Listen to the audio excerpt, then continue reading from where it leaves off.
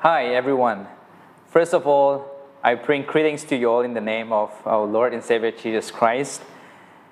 Indeed, it is a privilege for me to be speaking with all of you today. And for that, I also would like to thank Mokok Chong Phom Baptist Church Youth Pastor, Mr. Akam, for inviting me to share the Word of God with Mokok Chong Phom Baptist Church Youth. Before we go to the sharing, I would like to begin with a prayer. Let me look to God in prayer. Most gracious and loving Heavenly Father, we thank you once again for this wonderful privilege and also for the gift of these technologies, that even though we are far away, miles and miles, Lord Jesus, this technology has enabled us to be worshiping you in one place and sharing and learning from each other, Lord Jesus. And I pray for our brothers and sisters who have come today to listen to your word, Lord Jesus. Open their hearts and minds, prepare their hearts and minds so that, Lord, they will receive that word with zeal to reflect on that, Lord Jesus. And as I prepare myself to speak your word, Lord Jesus, may your Holy Spirit guide us and may your Holy Spirit lead us. I pray all this in Jesus' name. Amen. For today, it's a very basic topic that I want to share with you.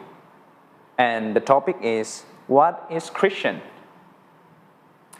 And for the text, I have chosen from James chapter 1, verse 21 to 27. I will not be reading for us, but in the process of sharing, I will be meditating from the scriptures.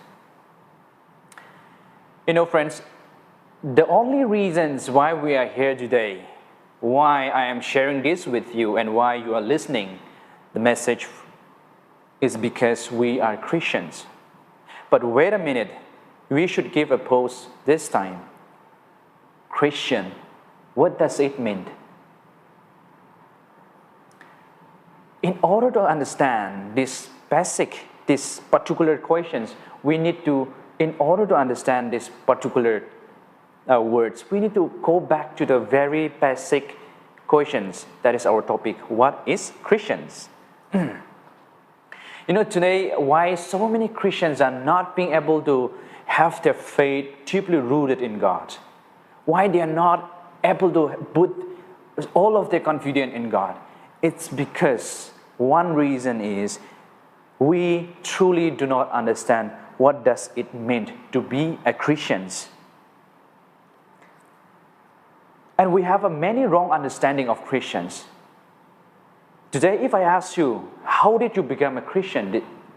I'm sure that many of us present here will have inspiring testimony how you encounter God in your life, how you receive God in your life, Jesus in your life. But there will be also so many of us who would answer, I became Christian because I was born in a Christian family. My father was a Christian. My mother was a Christian.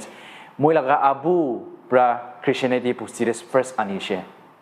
Somehow, Christianity became a hereditary for us. We inherit from our parents. But friends, is it? Do you think that we can do that? In order to define that, let us go to the Bible and find out when was the word Christian used first in the Bible. We can all open to Acts chapter 11, verse 26. There we see that the disciple of the Jesus, follower of Jesus, were known as Christians. And why they were known as Christians? The only reason that they were known as a Christian is they were the believer in Jesus Christ and His teaching. These two words, friends, please keep in your mind. They were the believers of Jesus. They believe in Jesus and His word. You know, we all are church goers. We all go to church. We all participate. But do you think that just because you say that I go to church every Sunday, I attend youth service, I participate in all the youth ministry and all the church activities, projects, everything, that's make me Christians? Or do we think that I was born in a Christian family, that's why I became a Christian? We think we have these wrong assumptions about becoming a Christians. And it is very sorry to say that there are so many Christians today in our places who think that just by saying that I know Jesus and I was born in a Christian family is enough to become a Christian. Another point that I want to also add is, knowing and believing is two different things, which I want to put it that way. Knowing Jesus and believing in Jesus is two different things. Today there are too many Christians who knows Bible, who knows about Jesus, but they do not believe. Example, for all the football fans and sports fans, there are this Euro Cup and Copa America, final, it's coming.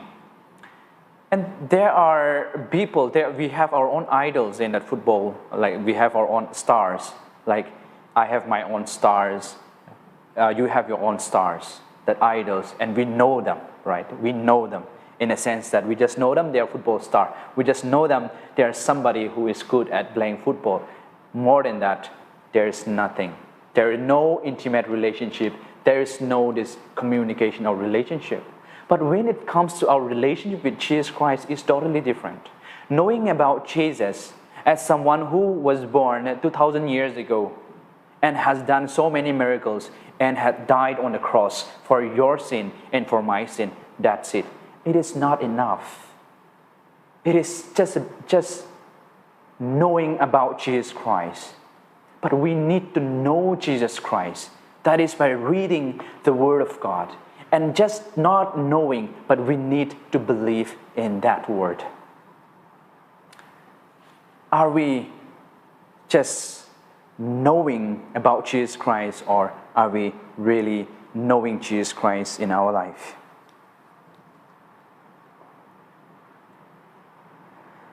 Knowing about Jesus and thinking that or assuming that we are Christian is nothing more than deceiving ourselves, friends. So let us check this very well. In James, when we read from James chapter 1, verse 21 to 27, we got to know who is real and true Christian. By the way, James later emphasized on faith that are put into actions. He said that faith without work is death. We need to have that living faith in us. When we believe in the Word of God, that Word needs to work in our life. That needs to be reflected in our lives. And it is not because somebody asks you to come to the church, and not because somebody asks you to read the Word of God. Somebody asks you to, to participate in the youth ministry. Not because of all this, what somebody tells you. It's all because of what you read, what you have understood, and what you reflect. It is you and God's Word.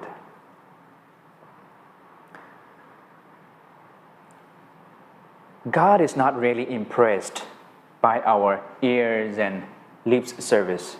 God wants your life service today, friends. I am pointing to each and one of you.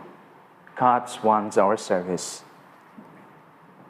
I'm not saying that we need to work hard in order to become a Christian. I'm not saying that, but I'm rather putting it that way. All that we are, whatever that we are doing now, and as a Christian, whatever that we are doing, it's not to become a Christians, but friends, we are doing all this because we are Christians.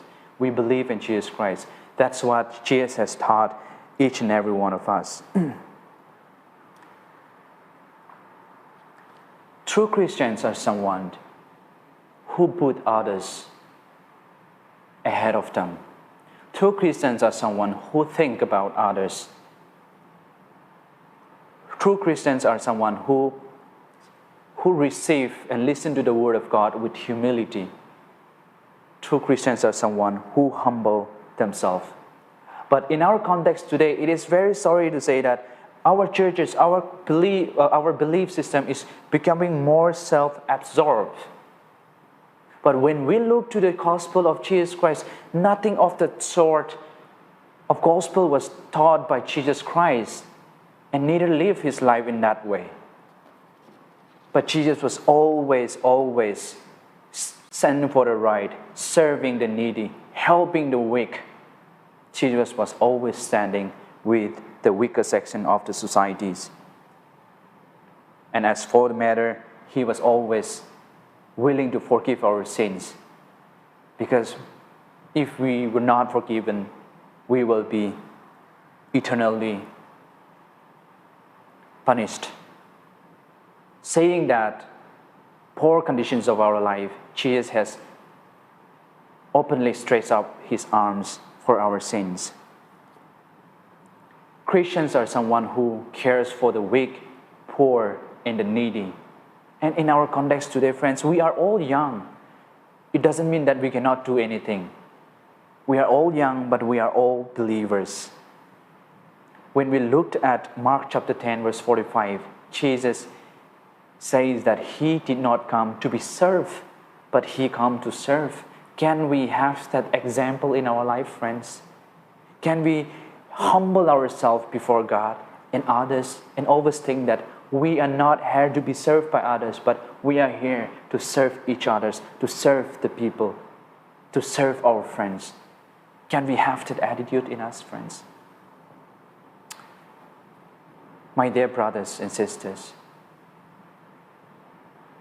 true Christians, like I said before, it is not someone that who come to church, listen to the word of God, and go away and forget everything that whatever that he or she has listened. A true believer is someone who have a genuine interest in knowing the word of God. And when you have that word of God, if you read James chapter 1, the preceding verses, you will find that we need to feed ourselves with the word of God. Without this word of God, we will be like a ship without the anchor. There will be no directions in our faith journey. And this is a directions for our faith journey. This is what it fits us. And what we need, the second step that we need to do is we need that word to be reflected in our life. We are young. We are young, and we think that there are lots of time for us to truly follow Jesus Christ. Let me do something that I want to do before I get a little older, because teenage and youth time is a time, prime time for us to enjoy our life. But where it is mentioned that your life can't be enjoyed by following this, you can enjoy more by following this. We are called by God to come out from the world. It doesn't mean that to hide from the world, but it simply says that we are living in this world where you have so many choices. The choice that you can make to you conform yourself with what the world gives you, and the choice that you can still make is give the influence of this Christ to the world. In our life, we live either according to the will of God or pleasing the flesh and the desires. We cannot do both, friends. We just need to choose one. So today, which one will you choose? To serve God with all of your hearts, to serve God truly and walk in His way, or to serve your flesh? True Christian is the one who live out the teaching of Christ and who truly believe in Jesus Christ. I hope and believe that this short message will inspire many of us. May God bless us all. Amen.